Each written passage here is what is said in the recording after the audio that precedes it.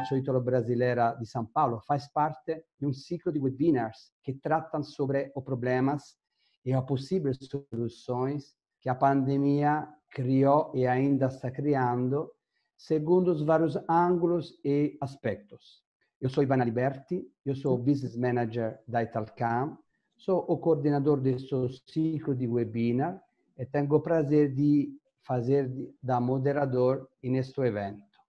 A Italcam, como Câmara de Comércio binacional entre Itália e Brasil, sempre está tentando de buscar mais de criar sinergia no mundo dos negócios e criar uma rede com seus associados para crescer juntos. E nesta perspectiva de troca de ideias, de conhecimento, aproveitando que a gente lida com dois grandes países, como Itália e Brasil, e nesse específico período, na Itália, como primeiro país a ter este problema, país como um dos últimos, a gente está tentando de trocar ideias, considerações, informações para tentar sinergicamente de buscar soluções para o bem-estar de todos. Este webinar, em particular, trata de aspectos de como o mundo está mudando e mudará sempre mais quanto à gestão da cadeia de fornecedores, da logística e da mobilidade. Tenho de verdade muita satisfação em moderar este webinar, este evento, onde estão participando muitos amigos que representam importantes empresas ítalo-brasileiras. Temos FCA Automotive, temos a Ventana Serra, Gruppo Arcese, Ferrovie dello Stato italiana, con la partecipata Ferrovie International, a Pirelli e Italy. Ma antes de passar a palavra aos relatores, eu queria muito, com grande prazer, convidar o presidente, o neopresidente Graziano Messana, para fazer uma saudação. Graziano, é com você. Boa tarde a todos. Na verdade, é mesmo uma saudação que eu vou fazer. Obrigado, Paulo. Obrigado a todos os palestrantes. Espero que o Mário possa entrar em breve também, que é nosso vice-presidente, embora trabalhe há 40 anos na Pirelli. Então, com certeza, vocês vão agregar muito nesse debate, porque a cadeia de fornecedores de logística, naturalmente, é algo que deve interessar os nossos participantes. Então, os nossos webinars são bem práticos. Eu não quero roubar um minuto e poder continuar. Bom trabalho, Ivan. Obrigado para vocês ter participado como palestrante. Está cortando um pouco. Obrigado, presidente. Muito obrigado. Queria também aproveitar rapidamente a ocasião para cumprimentar-te publicamente pelo teu novo cargo, né, como presidente. Eu estou certo que todos nós faremos o melhor para te apoiar, a levar à Câmara resultados muito importantes, sendo que já estamos partindo da uma Câmara totalmente reformada, né? Per merito do ex-presidente Nico Rossini, que também agradeço. Termino e aproveito rapidamente de agradecer a diretora-geral Adriana e a assessoria também do nosso Eduardo Morelli, que com grande suporte nos está ajudando e apoiando em tudo isso. E agora vou rapidamente passar a palavra para o primeiro relatore, o Paulo Casadonte, CEO da Ventana Serra, Brasil, uma companhia do Gruppo Arcese, uma grande empresa di logistica e agenciamento di carga. Paolo, formato in economia na Itália, specializzato in economia di trasporto, va a enfrentar o tema logistica in epoca di Covid-19. Paolo, è con você. Muito boa tarde a todos, senhoras e senhores internautas, connazionali che ci seguono da oltreoceano, quasi all'ora del loro riposo notturno. Muito boa tarde. Gostaria di registrare la presenza e agradecer nosso ilustre neopresidente, Dr. Graziano Messana, nosso comitê de direção, senhora Adriana, senhor Eduardo, e nosso moderador e business manager da Câmara de Comércio Ítalo-Brasileira de São Paulo, Dr. Ivan Aliberti. Agradeço a anfitriã deste debate, nossa conceituada Câmara Ítalo-Brasileira de São Paulo, uma das mais importantes câmaras italianas no mundo. Entre as primeiras 5 câmaras italianas, fundada há mais de 100 anos no território brasileiro. Agradeço a honra e a atenção que será reservada à minha modesta pessoa nesta breve apresentação sobre logística em tempo de coronavírus. Estamos numa época de grandes desafios, numa época em que gerenciar a logística, servir nossos clientes, gerenciar a logística de coisas, movimentar as mercadorias tem sido um desafio diário ímpar. Mas, por favor, gostaria de compartilhar com todos vocês esta breve apresentação.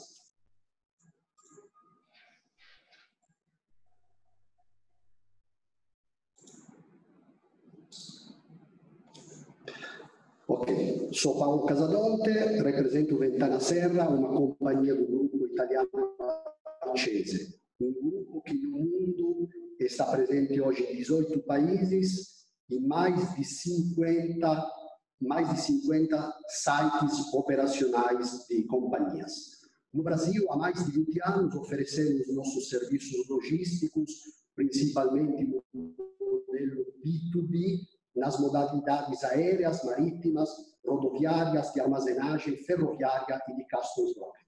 Em que contexto estamos operando neste desafiador 2020? Partimos nos primeiros meses do ano com uma boa velocidade de cruzeiro, com uma previsão de encerramento de PIB na ordem de 2,5%. Infelizmente, todas as previsões tiveram que ser revistas e, mais do que nunca, isso vale para todos os economistas, quem se atreva a dar previsões nesta época tem a certeza de erradas. Se fala em uma desaceleração da economia, ou melhor, numa recessão na comparação year-to-year 2020-2019, num range de variabilidade entre 13% e 30%. No Brasil, se prevê um recuo do PIB de mais de 3% e, ao final do ano, uma taxa de desemprego além de 15,4%.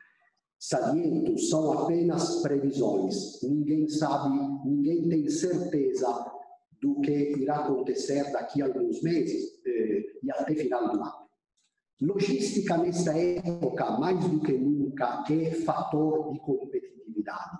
A definição que eu dou de logística, lidando há mais de 20 anos com o comércio internacional, então, com logística, é a arte de movimentar as mercadorias, a arte de servir os clientes, porque somos, afinal, uma atividade auxiliária à produção. Muitos comparam nosso momento como um momento de guerra. E de fato é. Não por nada vence a guerra quem tem o melhor planejamento, a melhor estratégia, as melhores armas, então os melhores produtos, mas também a melhor logística. Desde as guerras da antiga Roma, a logística foi um fator determinante para o sucesso das batalhas.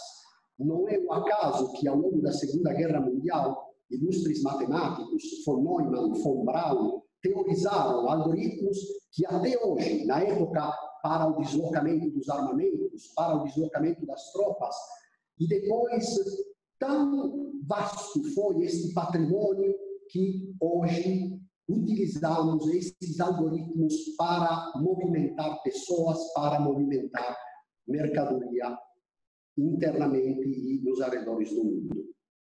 Então, costumo dividir a logística em logística de pessoas, então mobilidade, e aqui Dom Javier Casañas é o especialista entre os ilustres relatores destes debates, que também agradeço imensamente, Então, não é, digamos assim, minha praia, não é meu campo de atuação, e o que costumo definir como logística de coisas. Então, os dois modelos essenciais, B2B e B2C.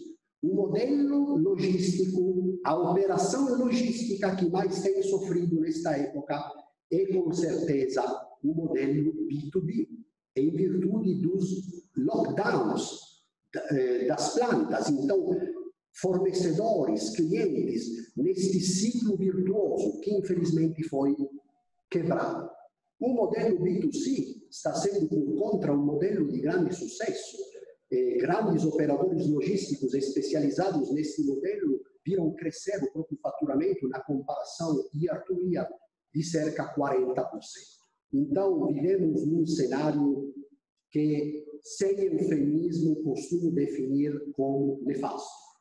O grande desafio, a solução que nos sentimos de nos dar aos clientes é, com certeza, uso massivo de tecnologia. Então, perderão, no lado dos operadores logísticos, perderão a batalha quem não estiver no aspecto tecnológico estruturado e também não poderá servir bem os clientes.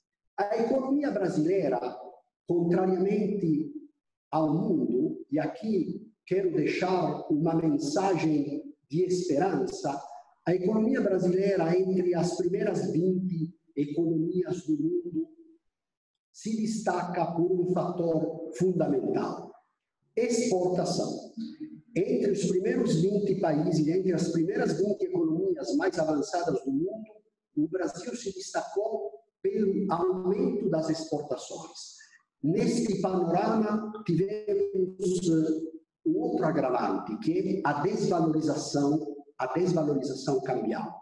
Hoje, um euro vale R$6, um dólar R$5,50 da nossa moeda. Isto, entre outros fatores naturais, dentro de uma conotação positiva do país, de sua vocação de exportador de commodities, tem favorecido enormemente a exportação. E vale sempre meu lema, que país rico é país que exporta. Se é também verdade que não é ouro tudo que brilha, porque por trás da exportação de commodities existem também alguns fatores que não depõem ao fator de crescimento econômico, de desenvolvimento do país, é verdade que o PIB está sendo sustentado ainda pela exportação destas commodities. Infelizmente, exportamos pouca tecnologia. A exportação de tecnologia é relegada aos investimentos de grandes multinacionais, principalmente ligadas ao setor industrial. Em todo esse cenário, a pergunta de todos os internautas frequente, de tantos clientes, tantos amigos, tem me perguntado o que nos espera pelos próximos meses. Confesso que a resposta não é das mais fáceis. E uma visão messiânica do que será o mundo, do que será a economia depois desta pandemia. Se fala em nova normalidade. Com certeza nos espera um cenário ainda muito turbulento, porque os carriers, ocean carrier e air carrier, são o que mais sofreram neste lockdown mundial. Haverá com certeza um redesenho de rotas, de frequências, também até hoje não facilmente mensurável. Com certeza teremos um aumento tarifário até no deslocamento de pessoas. A OMS cogitou de liberar os voos, mas as companhias aéreas deverão respeitar, imaginem, um assento sim e um não. Isso é impossível, porque jamais o voo alcançaria o próprio break-even. Então, com certeza, até que os carriers cheguem a um break-even, um profit and loss, nos espera um aumento das tarifas em termos de bilhetes aéreos para a movimentação de pessoas e tarifas para a movimentação de mercadoria. Ganhará a batalha, ganhará ao final a guerra, quem terá a logística mais eficaz e, why not, mais eficiente em todo este panorama, sinceramente, digo mais uma vez, nefasto. Tomei o tempo à disposição, volto a palavra a nosso relator, a nosso moderador, Dr. Ivan Alberti, e aqui me despeço de todos vocês, permanecendo sempre a vosso pleno dispor. Muito obrigado. Muito obrigado, Paulo. Agradeço para ficar dentro do time limit, que é muito importante. Depois, vou lembrar a todos você que está participando que quando todos os relatores terminam, vamos ter 20, 30 minutos de tempo para trocar alguma ideia, fazer alguma pergunta. Todos vocês podem fazer perguntas por trâmite da chat ou do Q&A. E segundo do tempo que a gente vai ter à disposição, vamos a tentar de perguntar a nossos importantes relatores que nos podem fornecer importantes indicações. Agora, agradecendo novamente o Paulo Casadonte, da Ventana Serra, vou deixar a palavra com Luiz Santamaria. Luiz Santamaria é o vice-presidente FCA Latam da Mopar, Mopar Peças, Acessórios e Serviços. Ele é formado em engenharia na USP, atualmente é responsável deste departamento para toda a América Latina, mas anteriormente ele atuou por vários anos, acho 5 anos, né, Luiz, como vice-presidente de compras, supply chain da FCA em toda a América Latina. O Luiz Santamaria nos vai falar do tema o impacto na cadeia de suprimentos, cadeia de fornecedores e no atendimento ao cliente e ações da retomada para a recuperação dos níveis pré-crise de uma grandíssima empresa ítalo-brasileira como é a FCA. Por favor, Luiz. Primeiro, obrigado, Ivan. Obrigado pela introdução. Queria agradecer aí a oportunidade de estar podendo participar junto com vocês, né? Acho que sempre é um momento muito rico nesse momento, ter um grupo tão seleto como este, poder estar dividindo impressões, ações, é sempre uma oportunidade para a gente aprender, né? Entender o que pessoas e profissionais com tão alto gabarito e experiência, né, estão vivenciando, estão experimentando nesse período. É um período novo para todos nós, né? Acho que na nossa história recente não passamos nada parecido com o que estamos vivendo em termos de transformação, em termos de intensidade, nos vários aspectos, seja social, seja econômico, né? Então, ter a oportunidade de estar com vocês aqui, poder dividir um pouquinho e nós, como escutar dos colegas, também acho que é super gratificante e importante, né? Ressaltar o trabalho da Câmara Ito-Brasileira, acho que o trabalho que vocês fazem de unir, de consolidar, de trazer profissionais com esse gabarito, poder sempre estar dividindo e colocar isso dentro da comunidade ito-brasileira é fundamental. Então, parabéns aí pela iniciativa e saudar todos os colegas. Falar um pouquinho da FCA, eu acho que a FCA, nesse contexto, tem uma cadeia complexa, a cadeia automotiva, né? Não é uma cadeia das mais simples, né? A FCA é retentora das marcas Fiat, Jeep, Ram, Dodge, Chrysler, Alfa Romeo, né? Maserati, entre outras, né? Marcas aí de renome, né? Onde vários de vocês aí participam dessa cadeia e ajudam a contribuir o poderio de todas essas marcas, né?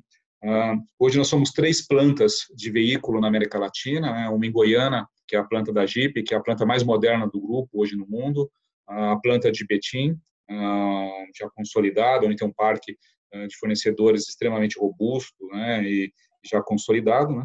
E a planta em Córdoba, na Argentina. São mais 2 plantas de motores, uma na Argentina e outra aqui em Minas Gerais.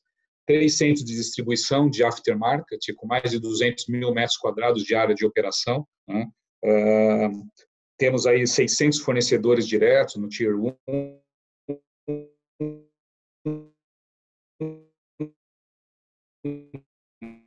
mais 3 mil no Tier 2, né?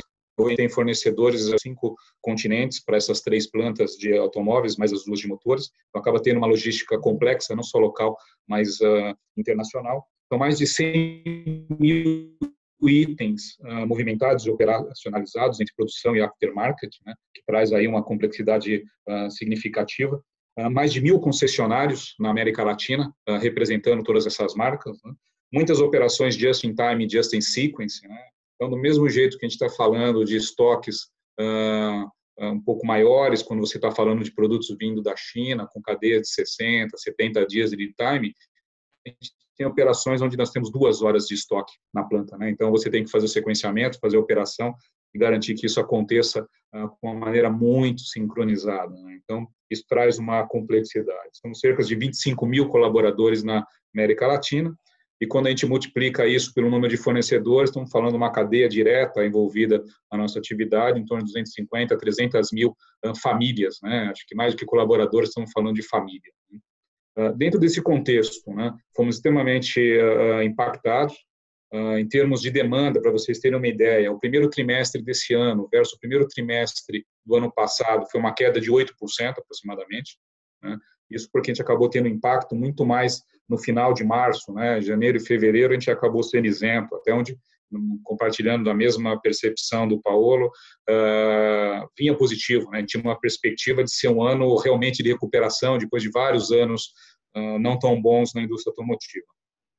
Abril, no meio da crise, a queda já foi de 90%, né? Extremamente significativo, né? A última semana de março, nós chegamos a ter 95% da nossa rede de concessionários fechadas, né? O mês de abril foi o pior mês de vendas no setor nos últimos 21 anos, né? Teve uma queda significativa. Maio está se consolidando por uma queda em torno de 70%, 75%. Então, a gente acredita que o Q2 vai ser extremamente duro para toda a indústria. Em termos de nível de produção, no mês de abril, a indústria toda no Brasil produziu 2.000 carros. A última vez que isso tiver acontecido foi em 1957. Né? Então, nós estamos falando, nós voltamos aí a 60 anos atrás em termos de industrialização e capacidade ociosa dentro da indústria, ou seja, impacto brutal, né? Desde o dia 23 de março, nós decidimos parar todas as operações na América Latina, com base no pilar de proteção das pessoas, né? Acreditava que proteger as pessoas era o principal ativo que nós tínhamos, então tomamos essa decisão. E há 2 semanas atrás voltamos gradativamente às operações de todas as nossas plantas na América Latina, de maneira gradual, e com uma nova dinâmica, né? Uma proteção muito forte com relação às pessoas. Foi feita uma remodelagem em todo o layout produtivo para garantir espaçamentos, né? Além da utilização de equipamentos de segurança como máscaras e a questão da higienização mais frequente em todos os postos de trabalho. Então, uma nova dinâmica, sem dúvida nenhuma, né? O que a gente começa a ver agora como FCA, e trabalhando muito forte com os fornecedores, e aqui eu estou estendendo um pouquinho, fornecedores e concessionários, porque a cadeia é complexa, e eu acho que vale para os 2 lados a análise que a gente tem que fazer nesse momento, né? É um evento sem precedentes na história, começamos por essa base. O impacto hoje e no futuro vai ser de forma profunda e talvez sem retorno, né? A gente não acredita que nós vamos voltar aos mesmos critérios de conceito, seja social, seja econômico, ou pré-pandemia. Então, entender toda essa mudança é fundamental para você começar a criar um posicionamento estratégico, não só para sobreviver nesse período de 3 a 6 meses, que para todos vai ser extremamente crítico, mas se estruturar para essa retomada, que ela vai acontecer, né? Isso é certo, como todas as crises têm um começo e tem um fim, essa também vai ter um começo e vai ter um fim, né? E sair efetivamente mais robusto nisso. Quando a gente começa a olhar nesse sentido, o que a gente tem feito internamente? A gente mapeou quais são as principais forças macro que geram uma disrupção dentro da economia, né? Então, quando a gente olha isso, a primeira que a gente está avaliando é a distribuição de renda, né? A gente acredita que vai ter, com certeza, uma maior concentração e uma maior disparidade. Com isso, automaticamente você vai ter talvez muito mais pobres, né, e muito menos ricos, mas muito menos ricos, muito mais ricos, né? Então, entender essas 2 dinâmicas para entender qual vai ser a forma de consumo após a pandemia para gerar os produtos, os serviços e a condição de voltar ao mercado vai ser fundamental. Então, nós estamos também indicando que todas as empresas e fornecedores tenham isso muito claro e mapeiem muito claramente essa condição para poder montar a sua estratégia. A gente fala muito que a pandemia ela é para todos, mas, no fundo, ela não é uma doença democrática, infelizmente. Quando a gente olha a nossa linha social, a gente percebe que os menos privilegiados realmente vão sofrer muito mais, né? Então, infelizmente, a gente tem essa situação. Outro ponto de atenção e força que a gente considera a questão da educação. Então, o ensino à distância, o autoaprendizado e a forma como a gente vai se desenvolver vai ser diferente. a gente já está vendo efetivamente isso. E isso voltar para dentro das nossas equipes, para as empresas entender como é que nós treinamos a nossa força de trabalho nesse novo contexto é fundamental, e ao mesmo tempo entender como é que podemos explorar oportunidades de negócio com relação ao ensino à distância. Essa é outra coisa extremamente importante, outra força que vai mudar e vai fazer a dinâmica de disrupção social e econômica. Infraestrutura é outro ponto de atenção, ou seja, vai ter uma nova dinâmica. Home office, algo que vem definitivamente, acho que todos nós aqui somos um exemplo do que está acontecendo, né? Então, vai ter a questão de home office, telecomunicação, sem dúvida nenhuma. A gente já mapeou, pelo menos nas regiões onde a gente atua, 40% mais de tráfego da internet, né? Demandado, e acredita que isso não vai retornar. E automaticamente vai ter impacto na mobilidade, né? Com a questão do home office, a questão do deslocamento, os próprios centros urbanos vão tender a ser repensados, né? A utilização do automóvel vai ser repensada, né? Então isso tem que ser colocado no radar efetivamente. Isso vai ter um impacto na questão de ativos fixos versus a estrutura variável. Então todos nós vamos ter que repensar nossas estruturas de ativo fixo no intuito de tentar reduzi-las, transformá-las em variáveis e questionar, será que a gente precisa ter toda a base fixa de escritórios, plantas que nós temos hoje no formato que a gente conhecia versus o que vai ter? Então, esse é outro ponto que vai transformar radicalmente toda a nossa questão de negócio. Outro ponto, o governo. A gente vê claro que nós vamos entrar numa tendência de um maior protecionismo por parte do governo, né? Maior intervenção do Estado, até por uma necessidade econômica num primeiro momento. Em algumas situações, isso daí pode permanecer por mais tempo, né? E talvez até entrar numa questão aí de mais força, efetivamente, participação do Estado na economia. Entender um pouco isso, no impacto de cada setor, efetivamente. No caso, efetivamente, do Brasil, eu acho que isso vai impactar na velocidade das privatizações que estavam previstas, e isso vai trazer uma dinâmica diferente também para a nossa economia. O outro pilar é a questão geopolítica. Então, fechamento de fronteiras, né, a questão de acordos comerciais, a gente está vivenciando aí todo esse dilema entre Estados Unidos e China, que, de uma certa forma, impacta todos os business. Entender essas forças vai ser fundamental, até para o desenho das suas cadeias logísticas, né? Toda aquela questão que nos últimos 20 anos fortaleceu de globalização, talvez tenha um retrocesso ou uma revitalização com bases locais. Então, a questão de você olhar a industrialização local é algo que vai ser pertinente, importante, né? Até numa questão de gestão de risco da cadeia. Isso vai abrir oportunidades, efetivamente, para novas operações, trazer novos conceitos para operações críticas para dentro de cada região, dentro de cada país, né? Então, isso é algo que a gente percebe que vai acontecer e vai abrir fronteiras e oportunidades para a gente rever nossa cadeia, né? Vai ter uma mudança de acionistas, a gente percebe que, atrelada à questão de distribuição de renda, né? Tem uma mudança muito forte para a Ásia, né? Então, acho que vai ser uma tendência de a gente ver muitos asiáticos sendo os principais acionistas das grandes empresas mundiais, né? Isso, por uma questão de cultura, pode trazer também algumas modificações com relação ao modo de gerar negócios. Outro pilar, a questão da economia, recessão ou depressão, né? Acho que a gente está no limiar entre os dois, mas que uma ou outra é certo que a gente vai passar nesse momento, com as suas devidas consequências, né? Automaticamente o desemprego, a hora que gera desemprego, temos que entender qual é o impacto, o que nós vamos efetivamente fazer para preservar a mão de obra, porque você treinar um colaborador e depois você desligá-lo, né, esse custo é muito grande, efetivamente. Então, poder ser criativo, gerar novos business na preservação do emprego, para você voltar e ajudar a acelerar a economia, vai ser fundamental e parte da responsabilidade de todos os líderes de empresa nesse momento. E, com o ponto interior, talvez com uma intervenção estatal mais forte em alguns setores, né? Isso vai acabar influenciando um pouco na dinâmica, até na forma, efetivamente, de fazer negócio, mas tem que ser mantido no radar. Saúde pública é outro pilar, né? Muito em evidência nesse momento, mas a questão de entender sistemas públicos privados, né? Infraestrutura, a questão de investimento no setor, eu acho que vai ser diferenciado e também vai abrir oportunidades, né? E vai ser repensado. Isso mais ainda no ambiente de novas tecnologias, né? A questão de telemedicina, a questão da base web, efetivamente, vai trazer novas opções, novos medicamentos. Eu acho que isso daí também vai trazer uma força que vai mudar a forma como é que encaramos os nossos negócios. Demografia, né? Infelizmente, a mortalidade de algumas faixas específicas da população em alguns países vai mudar a questão da demografia. Mudando a demografia, entender como isso vai impactar no consumo futuro.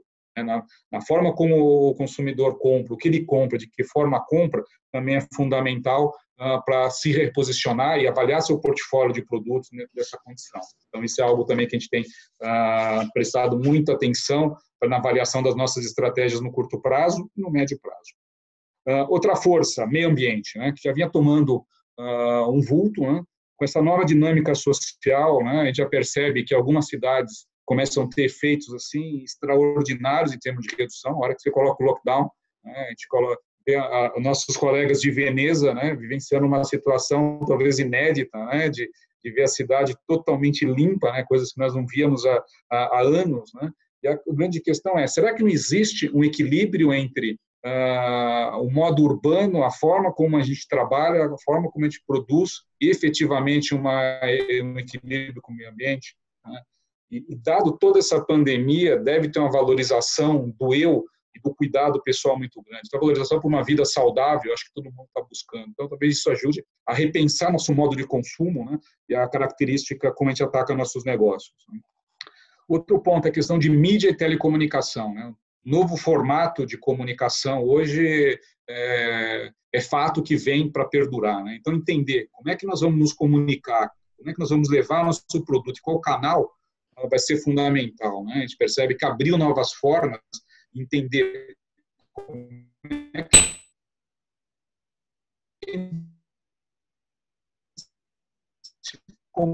chega nesse público de uma maneira assim, é impressionante como isso tem surgido. As lives dos cantores, em geral, eles levavam um show 5.000, 10.000 pessoas, hoje eles fazem live com 2 milhões de pessoas. Isso vai influenciar a forma como a gente faz marketing, comunicação dos nossos produtos. E tecnologia. Vejo que não vai ter como a gente não acelerar muito a questão de telemedicina, streaming, carro elétrico, carro autônomo, isso é algo que a gente acredita que vem para ficar. Então, entender essas 11 forças, efetivamente, eu acho que é fundamental, e nós temos trabalhado muito forte com todos os fornecedores para passar essa dinâmica e criar condição para que cada um se reestruture e entenda, dentro do seu business, da sua realidade, o que ele tem que fazer para sobreviver nesse momento e automaticamente repensar a sua condição para sair mais forte lá na frente. O que a gente percebe é que assim, existe uma velocidade exponencial da mudança, existe uma condição crítica num primeiro momento, mas ela vai mudar, com certeza isso vai ser passado. Quando a gente analisou as crises de 2001, quando teve a questão da queda das Torres Gêmeas, 2008, 2014, que são as mais recentes, olhando para a nossa base de fornecedores e base de clientes, a gente percebe que, em geral, 10% a 12% das empresas conseguiram resultados acima da média. E aí, quando a gente começa a analisar um pouquinho dessas empresas, coisas que vêm básicas, todas elas tinham um bom domínio e controle do seu caixa, pouca dívida, ou uma gestão dessa dívida muito consciente. Não é que a dívida é ruim, mas se é uma dívida atrelada a investimentos, criação, inovação, ela tem uma repercussão positiva. Uma base de fornecedores de supply chain muito robusta, estruturada, organizada e com suporte e transparência. Todas elas tinham isso em comum. E uma visão digital e foco em inovação. Todas elas, nessas 3 crises, as que saíram na frente, tinham isso como premissa. Então, isso é algo que a gente tem trabalhado muito forte, induzindo, ajudando os fornecedores a criar essa visão e fortalecer esses princípios. Adicional a isso, nesse momento, a gente acredita que quem tem uma receita em dólar e tem foco em produtividade vai sair na frente. Então, é outro ponto que a gente tem trabalhado aí constantemente em toda a nossa base de fornecedores. É óbvio que o impacto é pesado, então, nesse momento, adequar a uma queda de 40% do volume para esse ano vai ser fundamental, todos eles estão trabalhando com esse suporte. A questão da transparência no planejamento da demanda, por nossa parte, com os fornecedores e com a rede concessionária, tem sido constante, em base em todos os cenários, e readequar essas operações, esse volume, e com foco na segurança das pessoas. Nós vamos voltar numa nova normal, mas não basta ser, você tem que parecer seguro. A gente não acredita que um cliente vá numa concessionária buscar um veículo se ele chegar e encontrar um ambiente onde ele não se sinta seguro, higienizado ou protegido. Ao mesmo tempo, olhando quais tipos de serviço a gente pode promover. Serviço de leve trás, pagamento remoto, venda virtual, e-commerce, tudo isso tem sido desenvolvido com uma intensidade muito grande para aproveitar e garantir uma proximidade com os nossos clientes. Acho que esse é um pouquinho aí da visão geral nossa, como tem atacado, como a gente tem entendido o impacto brutal, né, nessa condição. Mas nossa visão é positiva pelo lado de que tudo passa, né, e entender isso, né, entender todas essas condições, avaliar internamente suas forças e os pontos a desenvolver, vai fazer com que todos nós, todos os fornecedores saiam de uma maneira diferenciada, muito positiva, e a gente consiga reconstruir toda essa cadeia com uma velocidade maior do que a gente espera que fosse o impacto dessa crise nesse momento. Luiz, muito obrigado. Então, temos muitas mudanças. Eu estava anotando alguns passos que você estava evidenciando. Temos mudança na parte de acionista, temos mudança na parte de produção, mudança na parte de estrutura, mudança na nossa vida, com certeza, mudança no ambiente, mais equilíbrio com o ambiente e, mais que tudo, mudança provavelmente nas prioridades que tem que bater o ser humano, né? Então, temos que enfrentar de verdade, temos que nos acostumar de verdade a muita mudança. Luiz, uma vez mais, muito obrigado. Agora, eu vou deixar a palavra com Luigi Testa. Luigi Testa é o diretor-geral do Italy São Paulo. Italy São Paulo, todo mundo conhece, é o maior centro gastronômico italiano. Luigi é formado em administração na Universidade Bocconi de Milão e é diretor-geral do Italy de São Paulo desde o 2015.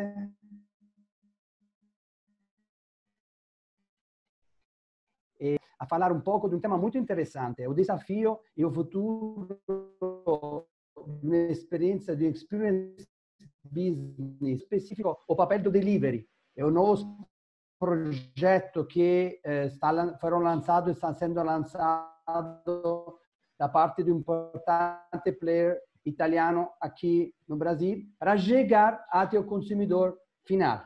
Luigi, por favor. Muito obrigado pelo convite. Realmente do restaurante, do mercado, dos eventos, assim, de tudo que tem a ver com o mundo da gastronomia, foi claramente um momento bem difícil, mas ao mesmo tempo um momento para repensar um pouco na nossa proposta. Eu acho que principalmente aqui no Brasil a gente teve que fazer esse grande esforço de se repensar um pouco em como a gente estava operando, como estamos operando nesse momento. Para nós, Italy é uma grande casa, não? Então a gente está sempre acostumado em convidar as pessoas e os clientes para vir dentro do Italy e para vivenciar, assim, para viver uma experiência gastronômica 360. Pela primeira vez na nossa vida, a gente teve que fazer um esforço em pensar em como chegar nas pessoas, em como se, basicamente, convidar nas casas das pessoas. Eu acho que foi o maior desafio, está sendo o maior desafio para nós, principalmente sabendo que assim o Italy tenta entregar mais uma experiência do que algo que seja simplesmente um produto ou um prato. Então, eu acho que esse momento foi assim, tá demandando um grande esforço de criatividade. A gente teve a sorte de começar um grande projeto de delivery em janeiro, junto com um parceiro muito forte como a iFood. Começamos a trabalhar tanto no mundo do retail quanto no mundo dos restaurantes para entregar um pedaço de Itália, um pedaço do Italy, e chegamos até a semana passada, onde conseguimos fazer o primeiro evento no Brasil. Foi uma coisa muito legal porque é inovadora, porque conseguimos chamar 5 chefes, um dos quais era o Massimo Bottura, que vocês devem conhecer. Cada um desses chefes conseguiu assinar uma receita que foi produzida dentro das nossas cozinhas de delivery e entregamos esse cardápio que chamamos de Menù delle Stelle como um cardápio gastronômico fechado por 3 dias.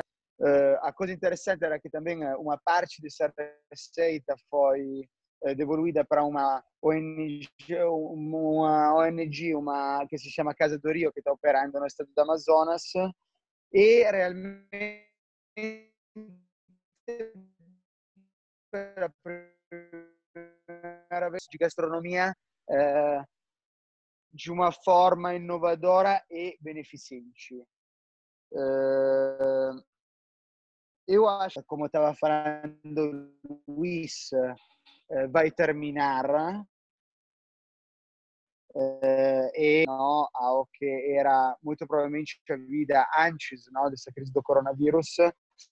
Fato é que é um momento de grandes aprendizados, não? E também no mundo dos restaurantes eu não tenho dúvida que tudo que estamos construindo agora, de uma certa forma, vai permanecer para os próximos anos. Claro è che è un momento di grande esercizio di creatività, è un momento di grande ci estava acostumado a fazer, com o qual a gente estava acostumado a operar. Falando que é de verdade um grande momento de desafio. Você falou de criatividade, né? Nós italianos somos bastante bons nisso. Isso acho que vai ser um fato facilitador. Basicamente, como a gente está entendendo, e neste caso não é Maometto que vai à montanha, mas é a montanha que tem que ir até Maometto, né? Então, Esatto. inventar um novo ciclo, né? Acho muito interessante. Sim, eu acho que claramente assim, para nós o delivery foi o Brasil é a primeira operação que abriu delivery no mundo dos restaurantes do Italy, no mundo. Então a gente fez meio que um meio de todos os restaurantes que acreditam muito na qualidade e como vai chegar a comida. E qual vai ser o storytelling que eu consigo, de uma certa forma, proporcionar para as pessoas que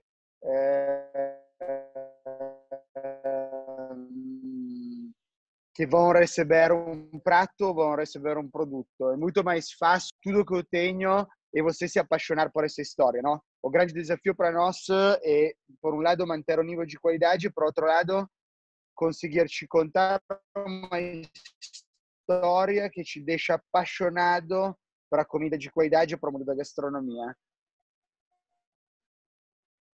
E claro que esse vai ser o esforço, assim, para as próximas semanas, mas eu acho que vai ser um esforço que obviamente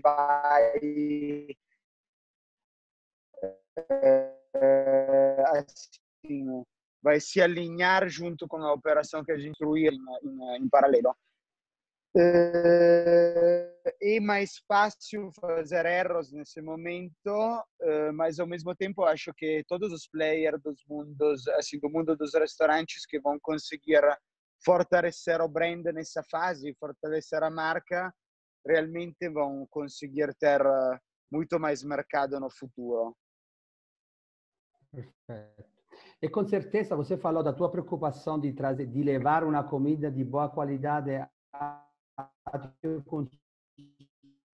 consumidor, na criatividade da logística para tentar de ajudar todo o restaurante, os fornecedores como você. Eu acho que isso também é outro tema de complementaridade. A globalização não é somente geográfica, mas também entre os vários setores para conseguir de reinventar-se, né? Concorda, eu acho.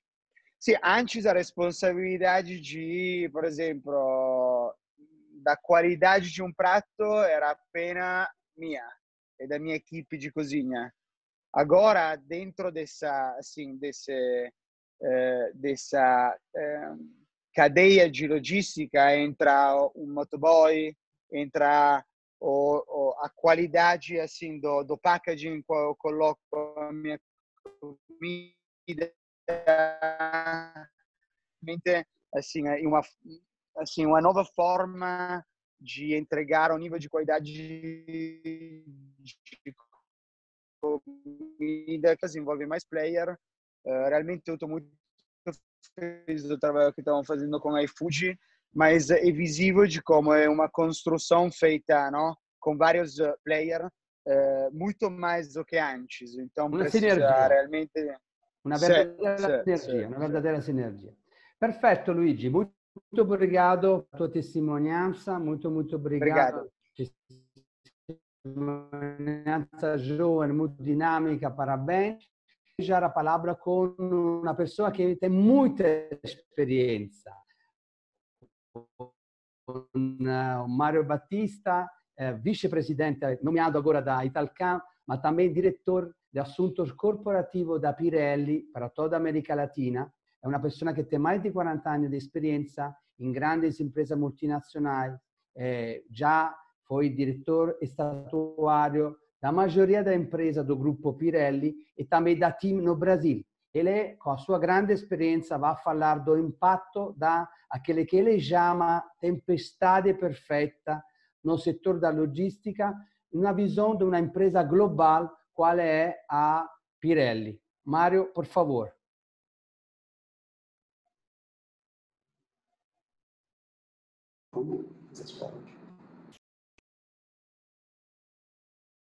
Mário? Ok? Me ouvem? Agora sim, por favor. Boa tarde a todos, é um prazer imenso participar, obrigado pelo convite. Eu participei ouvindo desde o início, só que eu conseguiu fazer a conexão um pouquinho mais. Mas eu ouvi desde o início, agradeço ao Messana pela referência que fez e a todos vocês. É uma satisfação muito grande participar de tão relevante evento com pessoas e empresas da magnitude que nós estamos vendo aqui. Eu vou tentar ser simples e falar um pouco de resiliência também, Ivan. Eu acho que é muito interessante, porque a Pirelli, ela nasce em 1872, portanto já há quase 150 anos na Europa e no mundo, e viveu, eu fiz uma lista aqui, mas se eu falar todos os grandes eventos, é uma coisa impressionante, das experiências da China, porque nós, como Pirelli, temos 2 fábricas na China, depois a Itália, quer dizer, nós já trouxemos como vantagem uma série de protocolos rígidos que cuida do funcionário e do operário da casa dele até a empresa, até a casa dele. É um cuidado constante. Criou-se sistemas médicos de gestão das pessoas e das famílias, porque não dava só para cuidar daquele que entra na fábrica e vai embora. Se ele tem alguém na casa dele, você traz o problema. Então, essa gestão está sendo muito bem feita, muito bem conduzida por um comitê de crise que foi criado desde o primeiro dia, com um apoio, digamos, top-down, Milão até aqui e China até aqui. Quer dizer, nós temos todo o apoio para executar tudo isso. Nesse processo, a Pirelli olhou muito para a sociedade. Nós fomos e fizemos uma doação de pneus para os estados onde a gente tem fábrica e para as cidades onde a gente está, né? Feira de Santana, Gravataí, e que foi muito reconhecido, porque esse é um dinheiro que os estados e as prefeituras não vão gastar e podem dedicar à emergência. Também nós fizemos contribuições para os hospitais, alguns kits com elementos técnicos definidos por médicos dos próprios hospitais, que era o que eles mais precisavam. Também foi muito reconhecido por essa atitude. E também doamos recursos para fazer o testagem rápida em algumas das cidades. Passado essa fase, todos em casa, todo mundo, isso aconteceu com todo mundo, nós estamos com 650 white collars em casa e os empregados, as nossas fábricas retomaram agora, paulatinamente estão retomando, muito paulatinamente, respeitando todas as regras de distanciamento e etc. vem a crise econômica, que é uma coisa atrás da outra. E não foi assim em lugar nenhum diferente, no mundo inteiro. A crise econômica, ela hoje parou, você não vende, você não produz, você tem que fazer uma olhada para dentro e ter uma gestão logística, corporativa e de governance muito forte para entender os investimentos, reentender os investimentos, redimensionar a capacidade produtiva à demanda, porque numa situação como essa, se eu produzir aquilo que eu não vendo, eu estou ocupando o recurso que eu posso pagar os funcionários, que eu posso tocar a vida. E isso a gente tem feito com um empenho muito grande nesta fase em que a gente parou.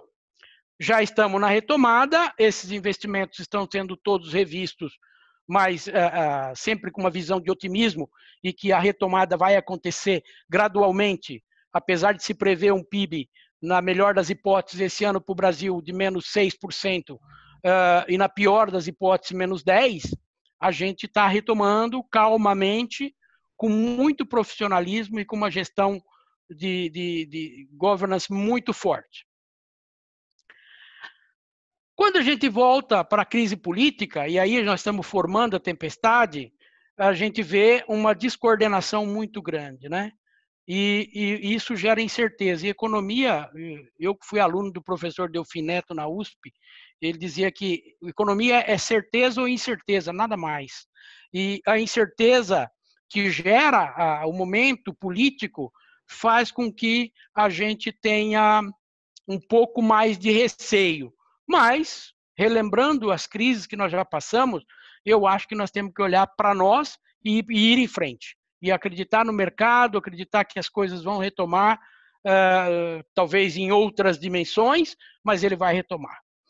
Depois nós temos aí uma coisa de qual não se fala, porque, evidentemente, estranhamente ou corretamente, eu não quero fazer nenhum juízo, a tal da quarentena, do tal do lockdown, reduziu toda a margem de criminalidade como se fosse um paraíso.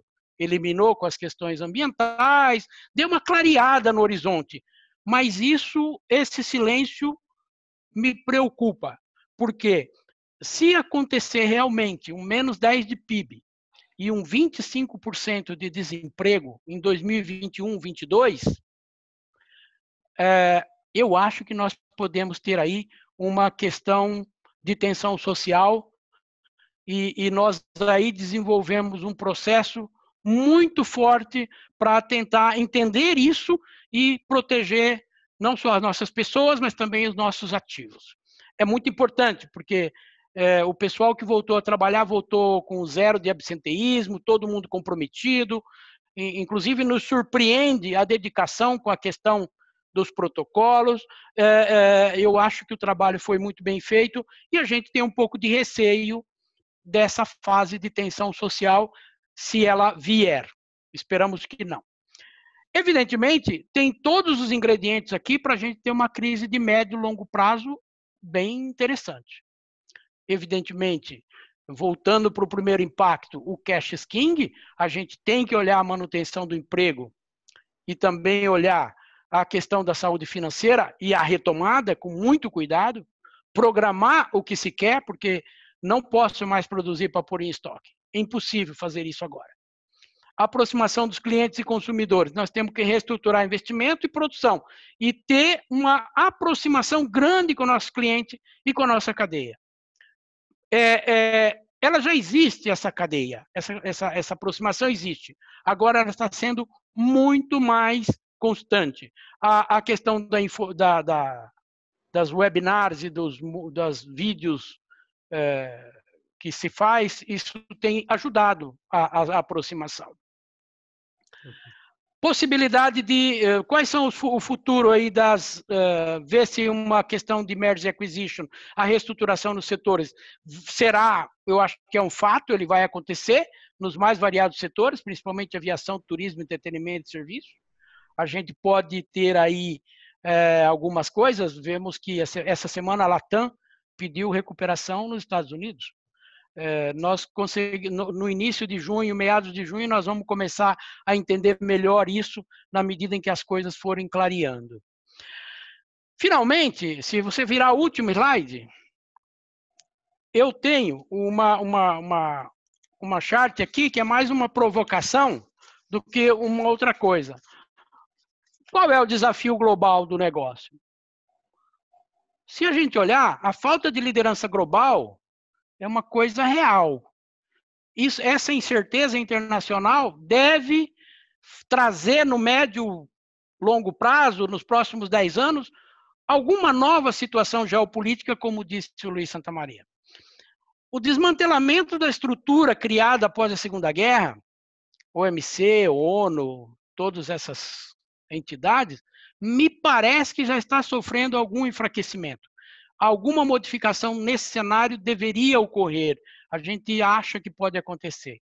Realocação produtiva, exatamente como disse também o Santamaria, o low cost versus local for local vai ser uma discussão que vai aparecer.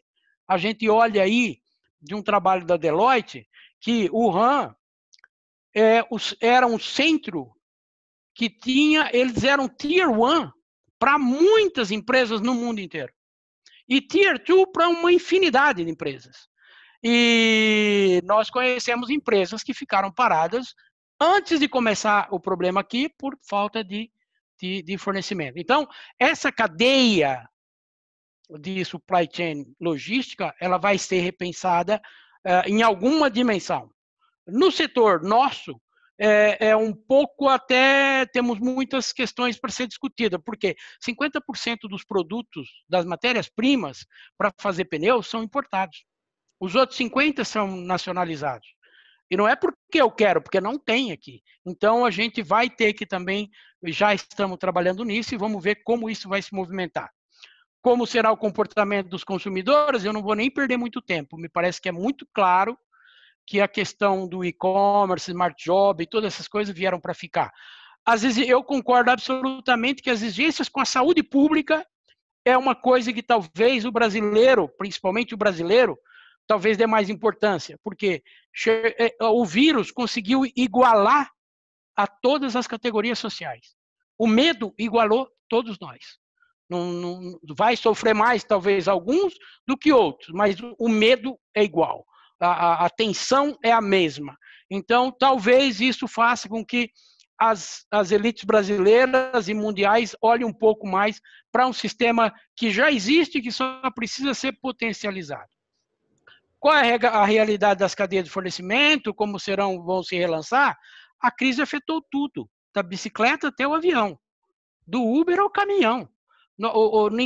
Tanta satisfação por ver o cara da bicicleta entregando o delivery. Ok, maravilha. Só que vai ser assim, a realidade social deve mudar. E nós aí acreditamos que a automação, nesse segmento, também vai se ampliar. A gente assistiu agora aí o teste do Italy, dizendo dos novos players que para ele interfere no produto dele. Outro dia me fizeram a seguinte pergunta: o que isso vai interferir com o meu produto em relação à sociedade? Eu acho que nós temos que seguir no mesmo caminho de dedicação, design, inovação, atualização, para que a gente consiga viver mais 150 anos da Pirelli no mundo. Agradeço a oportunidade e permaneço à disposição. Mário, muito obrigado. Você falou, no lado da tua grande experiência, de algum conceito eu acho muito importante. Você falou de DNA histórico, de capacidade de adequação, que uma empresa histórica como Pirelli consiga superar os problemas porque sempre conseguiu investir em inovação, em tecnologia, e a luta se ganha somente se uno consegue prever esses problemas e aquela capacidade de adaptação. Conceito muito importante que uma grande empresa como aquela de você, que você representa, e outras têm. Agradeço muito, Mário. E agora eu vou deixar a palavra, até desculpar-me, porque é uma pessoa que fica agora na Itália, então, agora na Itália são mais das 10 da noite, com o Juan Casanas Francisco Xavier. O Xavier é vice-presidente senior da Regione Latam di Ferrovie dello Stato International, che faz parte do grupo Ferrovie dello Stato Italiane, un'impresa pubblica. Temos o prazer di ter conosco un rappresentante di un'impresa pubblica italiana che è il leader do mercado na Itália e na Europa e acho prossimamente também no Brasil e na América Latina no transporte, mobilidade de pessoa e carga. O Xavier é um economista com experiência profissional na Espanha, além da Itália e do Egito, e agora nos últimos anos na América Latina. Ele vai enfrentar um tema muito interessante, que inclusive resume toda a experiência e a testemunhança que nós conseguimos até agora. Como de suporte à Itália, do suporte ao país Itália. E o impacto sobre o futuro no Covid-19. Xavier, por favor, vamos lá com o nosso maravilhoso Portinhol. Obrigado, Ivan. Obrigado. Boa tarde a todos. Eu peço desculpas ao público brasileiro para meu conhecimento limitado do português. Vou falar um pouco espanhol, um pouco italiano. Tá bom. Nós somos uma empresa pública, Ferrovia dello Stato Italiano, que vive há 180 anos. Somos uma empresa moderna, jovem. Ho preparado uma apresentação, mas o coronavírus, o Covid-19, impactou fortemente uma empresa como a nossa, porque é uma empresa de distanciamento social tem uma importância muito relevante. Então, Xavier, mentre você coloca a tua apresentação, temos uma empresa Pirelli de 150 anos, outra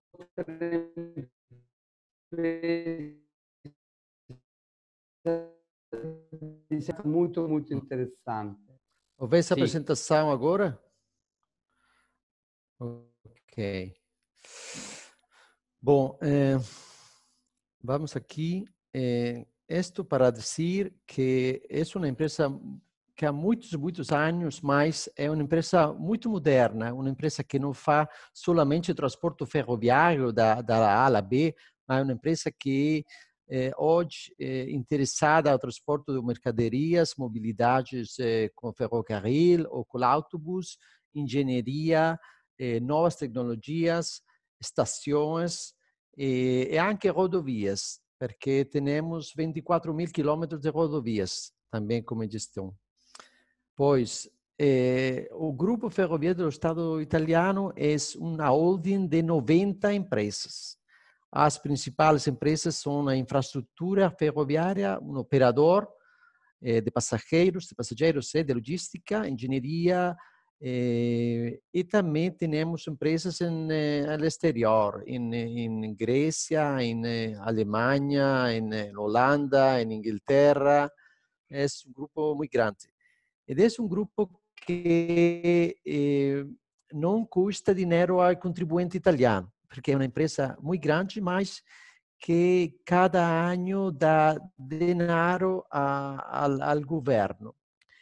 Estes são os dados: 83.000 pessoas e 1.000 milhões de transportes de passageiros ao ano. São cifras impressionantes, verdadeiramente.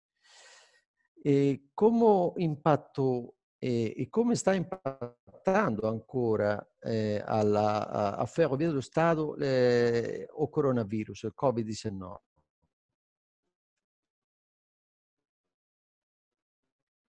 Compartilhar juntos.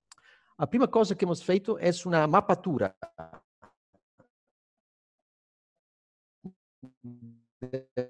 quantas pessoas se são maladas, quantas se são contagiadas.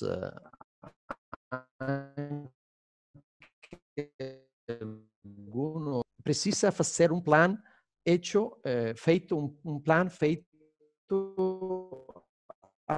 à medida de as pessoas, porque a principal preocupação era a tutela da saúde, a saúde das pessoas. E o impacto nas operações de transporte de passageiros, solamente para dar uma cifra, pensar as dois produtos principais. Um é o transporte de alta velocidade, que é o trem Freccia Rossa, um trem muito, muito bonito, que cada dia, pré-Covid, era 250 trens cada dia, o transporte. São uma capacidade média diária de 250.000 assentos. Quando iniciou o lockdown, 4 trens cada dia. Mais de 95, 98% se fechou completamente. O transporte regional, são 21 as regiões em Itália, mais de 8.000 trens cada dia. Só uma capacidade de oferta ao mercado de quase 2,4 milhões de assentos por dia. Anche a situação do transporte regional se ha fermado, se ha fechado quase completamente. E as regiões agora dizem que não pagará porque todo o dinheiro é dedicado à emergência sanitária, não tem dinheiro para pagar a ferrocarril. Solamente per dar um exemplo de que coisa é o impacto de um trem de alta velocidade. Isto é uma carroça de um comboio de um trem Freccia Rossa que tem 80 assentos, ok? Agora, hemos feito com a nossa sociedade de tecnologia, FS Technology, um novo programa para a prenotação dos postos. E como vês aqui, o verde é o posto livre. E gris não é disponível, não se pode. Da 80 a 40, a full load, o trem. Precisa dizer que o transporte de alta velocidade está no mercado, sem contribuição pública. Vive solamente com os bilhetes das pessoas que viajam com o trem. Hemos limitado a metade da capacidade de treinos a 50% se vá lleno, que é um problema muito grande. Agora, pensamos a duas coisas. Uma, quais são as ações em relação aos funcionários. Que coisa é feito a ferrovia para as pessoas internas. Prima coisa é o estabelecimento de uma força-tarefa interempresarial para a emergência de saúde. Todas as principais sociedades han criado uma task force para discutir sobre as medidas que fazer, analisar, monitorar, controlar toda a situação. Segundo, um seguro de hospitalização para a Covid-19 para os funcionários da ferrovia, também, o seguro. A sanitização de ambientes de trabalho e restaurantes. Pensar que a sede principal de Roma trabalhamos 5.000 pessoas. 5.000 pessoas. Agora é fechada. Somente 20% de pessoas vão trabalhar. É um restaurante dentro. Todas as oficinas são fechadas e sanitização, cada dia bolinho na porta. Também um kit de proteção para personal operacional. São as pessoas que trabalham para a manutenção das linhas ou trabalhos operacionais, precisa dar todo o kit, a manos, luvas, a máscara, etc. Hemos decidido de produzir uma produção própria de máscaras. Nós, a Bolonha, hemos criado em um impianto uma produção própria com 270.000 máscaras ao dia. Cada dia nós produzimos esta quantidade de máscaras, usamos para o próprio personal de ferrovia e o resto damos à proteção civil, que ela usa para distribuir às pessoas. Pois, hemos preparado um plano digital como instrumentos de trabalho, Smart Working. Tanta gente trabalha com Smart Working, temos um treinamento à distância, aprendizado digital também, ensinar às pessoas como trabalhar, se cambia a modalidade. A vida cambiou, a vida voltou muito velocemente. Isto para o interior são as principais. Há mais coisas, mas estas são as coisas principais. Mirar-se dentro, preparar-se para afrontar e garantizar a segurança e a saúde das pessoas, dos próprios funcionários. As ações para os clientes hemos feito. Hemos transportado médicos e enfermeiros de viagem gratuitas. Todos os médicos e enfermeiros que trabalham em hospitais para a Covid-19 há transportado grátis os trens de IFS, sem se pagar nada. Hemos transportado material médico também. Todo material médico precisado durante esta emergência para de uma parte de uma região a outra, hemos transportado nós com nossa sociedade de transporte e logística. Hemos ativado um scanner térmico nas grandes estações, a Milão, a Roma, a Florença, das pessoas. Hemos também preparado um distribuidor de gel higienizante em todos os ônibus e os trens do transporte regional. Prima de entrar ao trem, possibilidade de lavar as mãos e de higienizar. Uma outra coisa interessante, hemos obrigatório dar o nome da pessoa que viaja um trem. Por quê? Porque assim é importante saber exatamente que estava dentro do trem. Se depois 2 dias, 1 semana, 10 dias, esta pessoa é contagiada de Covid, podemos avisar a outras pessoas que estavam no mesmo comboio que ha viajado com uma pessoa infestada de Covid. É um modo de garantizar também uma segurança para a gente preparar-se que ha viajado com com Covid. Agora hemos preparado também um kit de boas-vindas, que 4 de maio, hemos começado um pouco a reabrir, hemos começado 2 trens, depois 38, depois a fase 2, fase 3, adesso o 3 de junho será a possibilidade de cambiar a região também. A passageiros que viajam com trens de alta velocidade, damos uma bolsa pequena com gel, máscara, apoio de cabeça para cambiar, substituir, e luvas para trens de passageiros. Um novo critério de atribuição, como dito anteriormente, para garantizar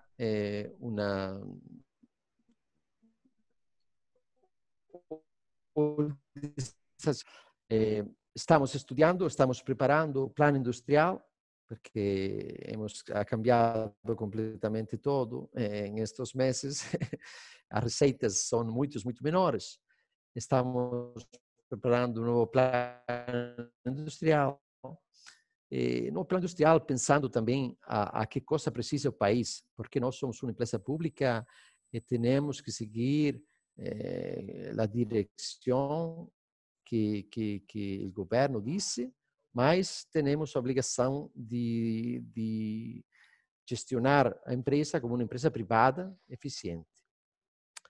Obrigado, isso é tudo. Xavier, grande desafio que você enfrentar. Eu estava pensando, uma empresa que coloca as pessoas mais perto, que acerca as pessoas no momento de distanciamento social é um desafio enorme, né? Com certeza. Mas agradeço e também estava pensando um desafio dentro do desafio, porque uma empresa pública tem que trazer resultados importantes privados, mas claramente colocar-se naquele que o governo neste momento está decidindo. Então são de verdade desafios muito importantes. Xavier, muito obrigado novamente. Vamos a tentar nos próximos 10 minutos, por favor, de trocar algumas perguntas que aqui chegaram. Eu pido a todos vocês, por favor, de responder bastante rapidamente. Vou seguir a mesma prioridade, as mesmas ordem que a gente teve nas partes de relatório. Então, Paulo, aqui chegou uma pergunta para você, Paulo Casadonte da Ventana Serra. Por que o Brasil, inclusive pensando, Paulo, naquilo que você relatou, por que o Brasil, que tanto poderia exportar em geral, grão, toda esta commodity, laranjas, mas por que existe isso, Paulo? Bom, o Brasil não só tem fama, mas é um fato. Então, vou tentar ser o mais sucinto possível. Obrigado. existe uma conotação positiva, uma conotação negativa e, costumo dizer, um grande engano. Uma conotação positiva porque, de fato, a vocação ao agronegócio do Brasil é uma vocação realmente forte. E o PIB brasileiro só não foi pior graças ao agronegócio. Essa, então, é a que eu chamo de conotação positiva. Conotação negativa, porque o valor agregado por tonelada de commodity exportada é muito baixo. O Brasil, por si, não exporta tecnologia. Não exporta tecnologia. Se damos uma rápida olhada à nossa balança comercial, os primeiros 7 itens do ranking são, de fato, commodities. Primeiro a soja até a carne de frango. E somente em 8º lugar, os produtos manufaturados. Então, de um lado, principalmente a propaganda do governo se vangloria de uma positividade da balança comercial real pelo valor absoluto, mas é como se numa empresa falássemos de faturamento e rentabilidade. Não adianta faturar muito quanto a rentabilidade é baixa, a rentabilidade do negócio é baixa. Isso não ajuda ninguém, não gera caixa, não produz um ébito, um resultado da área característica positivo. Então, é mais ou menos isso que acontece no Brasil. Se compararmos casos extremos, depois estamos realmente anos-luz de chegar à expertise de outros países na exportação de tecnologia. Pensamos, por exemplo, a um país como Israel, do tamanho do estado de Sergipe. A exportação de uma startup, um app que usamos em nosso dia a dia, mas não estamos aqui a falar de outros, estamos aqui para falar de nós, gerou uma receita de 1,3 bi de dólares. Imaginem, a venda de um app. No Brasil estamos muito longe disso. De fato, o parque industrial é um parque industrial, com raras exceções, sucateado, sem usar meias palavras. Existem por trás vários fatores que, infelizmente, ocasionaram isso. E existe depois o que eu chamo o grande engano. Espero que não tenham políticos entre os internautas desta nossa tarde. O grande fiscal do Brasil é tão perversa que qualquer produto importado é tributado. Então, há uma tributação imediata. Não é o caso da exportação, aonde o produto sai do país free de impostos. Então, se é verdade que país rico é país que exporta, país rico é país que exporta quando exporta tecnologia, quando exporta bens com valor agregado. Nosso governo privilegia a exportação. De fato, privilegia a importação, porque é onde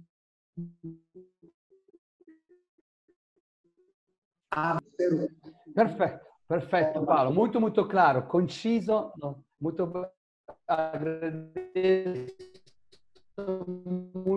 FCA, uma pergunta para você.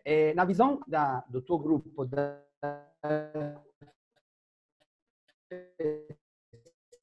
FCA, quais são, você já começou, adiantou alguma coisa, mas em quais os principais pontos de atenção para os fornecedores neste momento de retomada? O que a gente vê, né? Todos os setores foram impactados, né? A gente acredita que a retomada para alguns setores vai ser mais rápido, principalmente aqueles com bens de menor valor agregado e serviços, eles tendem a voltar mais rápido, e, em contrapartida, aqueles que têm um maior valor tendem a ter uma demora, deve ser mais lento essa retomada. Uma variável que vai influenciar nisso é se vamos ter uma vacina no curto prazo ou, pelo menos, um tratamento que seja efetivo e seguro, né? Que isso anteciparia essa retomada, essa velocidade, né? Mas no curto prazo a gente não vê esse cenário. A gente acredita que é algo para 6 meses a 1 ano, 1 ano e meio. O que a gente percebe é que os fornecedores, né, as empresas da nossa cadeia que vão se destacar, as que têm uma boa gestão efetivamente, né? Então, acho que mais do que nunca, né, a questão de ter uma gestão efetiva vai ser importante. Então, ter um bom controle do seu caixa, né? Ter boas práticas em termos de produtividade, né? No nosso caso especificamente, as empresas que trabalham com World Class Manufacturing, né, a gente acredita, né, e vai ser, o histórico mostra isso, e acredito que agora não vai ser diferente, vão ter um destaque, porque todo o conceito de WCM ou WCL, né, World Class Logistics and Manufacturing, traz uma gestão de custo, uma redução, uma capacidade de detectar perdas dentro da sua cadeia, que nesse momento você tem que eliminar todas, porque você tem que ser extremamente produtivo, né? Foco em digitalização, né? Tem que digitalizar, tem que informatizar, isso vai ser fundamental nessa retomada. Buscar novos negócios, entender todas aquelas forças, entender onde você está inserido e ver o que você pode prover de serviços adicionais de valor agregado para o seu cliente, né? E foco em pessoas, né? A gente não vai conseguir sair de tudo isso se não tiver as melhores pessoas treinadas, motivadas, preparadas, né, ao seu lado e com uma maneira muito transparente de comunicação. Isso é o que a gente tem forçado, né, na nossa comunicação e no trabalho com todos os nossos fornecedores e concessionários. Luiz, agradeço novamente também você, porque em maneira eficiente você conseguiu fornecer uma resposta pontual. Luigi, uma pergunta para você. É uma pergunta muito simples, mas também aqui para a gente que mora no Brasil é interessante. O mundo será sempre mais delivery? Porque a gente vê que a única pessoa que existe na estrada são pessoas que fazem delivery. Então, é uma fantascienza. Mas será que depois da pandemia será sempre mais delivery? Então, eu acho que com certeza o delivery vai ser algo que assim vai ficar assim um hábito consolidado. Realmente já o delivery dobrou o faturamento, o número de pedidos no último ano. Então, uma coisa que vem principalmente no Brasil se construindo, se consolidando. Mas eu acho que os restaurantes vão voltar com tudo. As pessoas vão querer voltar a ficar juntas ao redor de uma mesa para compartilhar momentos. Então, acho que vai ser algo a mais. Não vai substituir a experiência do restaurante, mas vai ser algo a mais que vai conseguir assim conquistar uma parte do mercado, de um novo mercado, isso sim. Perfetto. Então, um complemento e não uma substituição. Isso. Perfetto. Muito obrigado, Luigi. Mário, na tua grande experiência, Mário, uma pergunta para você. Quais medidas as autoridades poderiam tomar para que a indústria do tuo setor de pneus consiga retomar com segurança e atingir rapidamente o patamar de atividade anterior a essa pandemia? O que você acha? Mário? Ok. Do ponto de vista, eu vou tentar ser pragmático e dizer o seguinte, do ponto de vista interno das empresas, em geral, se fizer direitinho as tarefas de casa, fica o externo. O que eu vejo para retomada eficiente? E aí vou ser pragmático. O governo nosso tem, de alguma forma, que estimular o consumo. Tem que estimular o consumo. Aí eu não estou falando só para o meu produto, mas em geral. Como fazer isso nesse momento? Na PEC da guerra foi aprovada uma condição do Banco Central do Brasil comprar carteiras de títulos privados que as pessoas financiaram, descontaram os títulos, etc. Eu sei que isso aí já está aprovado desde meados de maio, mas o Banco Central está regulamentando e a regulamentação é difícil porque envolve Febraban, de um lado, não é fácil, e de outro lado, a CVM por causa das debêntures. Então, se eles terminarem isso e começar a comprar essas carteiras, o banco privado vai colocar dinheiro no mercado. E isso vai acelerar um pouco e nos ajudar a voar. Por outro lado, o governo federal ainda teria que, aí no meu setor, dizer o seguinte: importação de matéria-prima, que são 50% do meu produto, tem que eliminar o imposto de importação. Isso ajuda, me faz mais competitivo e me deixa competir no mercado interno e externo também, porque elimina a burocracia do sistema brasileiro. Eu não vou nem entrar no mérito. Com certeza.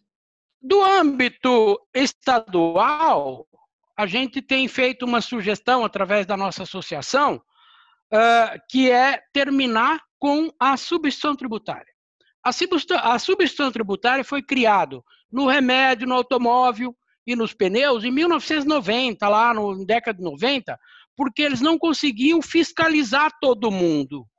Hoje, com os graus de automatização e digitalização, eles sabem tudo de todos. Então, não tem mais sentido eu financiar o governo e nem financiar o meu cliente. Isso é uma coisa que a gente já fez.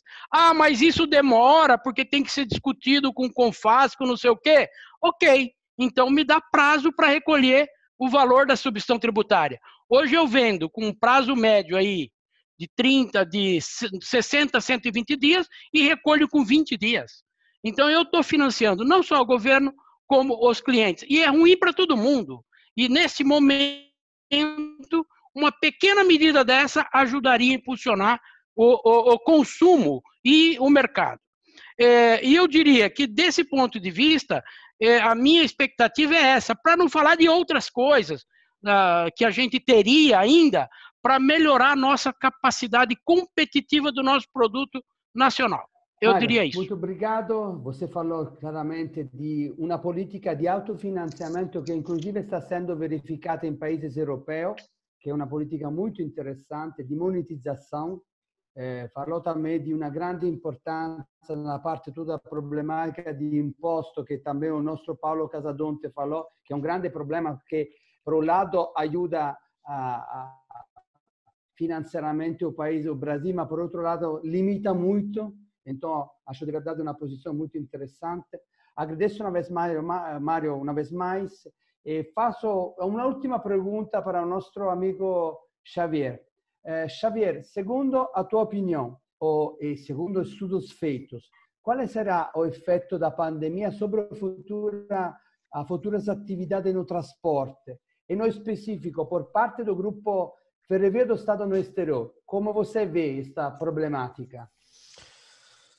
Beh, è una pergunta molto difficile, Ivan, sinceramente. E você tem 4 minutos para responder, então imagina. Não, eu penso que devemos inventar tudo. Eu ho viaggiato com trens recentemente também. Todo o trabalho feito nos últimos anos em Itália, anche in Europa, para otimização, para a utilização dos meios públicos, de dar eficiência a um sistema de transporte com o Covid ha quase desaparecido, porque a gente agora espera um pouco prima de utilizar o trem, vai mais com o automóvel, com a moto, com a bicicleta. Temos que pensar que deve ser seguro e atrativo para as pessoas também. Devemos convencer que nós pensamos a segurança dos viajeros. Eu penso que para o Grupo Ferrovia do Estado, que temos um time, uma task force que está trabalhando intensamente anche com a Universidade de Milão, com o Politécnico, com ideias de inovação para todo o sistema transportístico. Nós trabalhamos muito com universidades também, os estudantes, para estimular as novas iniciativas. Para o Grupo UFS, eu penso que Itália é uma grande academia, para que aqui temos a concorrência, a competição, alta velocidade, também o mercadorias, também um transporte regional. A experiência que nós temos aqui em Itália podemos transferir também em outros países da América Latina. E penso que agora precisamos todos grande relançamento industrial para sobreviver. Questo questa ricerca di un rilancio industrial para compensar las pérdidas de recetas, quiere decir que el mundo internacional será muy importante, que será um campo de jogo que vai trabalhado porque haverá novas oportunidades, eu penso. Eu creio que o Grupo FS manterá a iniciativa no campo internacional. Nós hemos iniciado há poucos anos, estamos em diversos países do mundo, teremos empresas abertas nos Estados Unidos, em Arábia, em Tailândia, estamos em uma fase de expansão e penso que se mantendrá o interesse, a política de continuar a expansão. Espero tantíssimo de fazer alguma coisa no Brasil também, que é um país muito interessante. E nós esperamos Ferrovia Internacional aqui no Brasil, de braços abertos, né? Muito obrigado, Xavier. Eu quero agradecer todo. Quero primeiro, pero, desculpar-me porque não estamos conseguindo responder a várias perguntas que chegaram. Então, eu pido a todos os públicos participantes que tiverem interesse que essas perguntas cheguem aos palestrantes, por favor, de enviar por e-mail a e-mail da Italcam e com certeza nossos palestrantes serão bem felizes de responder. Estamos finalizando esse nosso webinar mais ou menos em tempo desejado. Em nome da Italcam, agradeço novamente a todos que nos acompanharam. Agradeço aos nossos palestrantes Ventana Serra, Gruppo Arcese, FSA, Italy, Pirelli, Ferrovie dello Stato, Ferrovie dello Stato Italiana, che foi un grande prazer ter la vostra testimonianza. Este webinar, lembro rapidamente, che fa parte di un ciclo di webinar che a Italcam creò. O prossimo webinar già sarà la prossima settimana, o dia 4 di giugno, e tratterà a importância da transformação digital e a proteção de dados durante e pós a pandemia, com a participação de outras grandes e importantes empresas ítalo-brasileiras, como a Engineering, novamente vamos ter a Fiat com o diretor de TI, a Zucchetti, empresa de software, a Makers, uma importante empresa local, e um escritório de advocacia que vai a nos falar um pouco mais da parte de problema de privacidade. Por favor, nos siga a Italcam nos mídias sociais. É muito importante, respeita essa norma e se cuida. Uma vez mais, muito obrigado. Uma grande boa tarde. Obrigado. Boa noite. Boa noite a todos. Boa noite. Obrigado. Boa noite, muito obrigado a todos.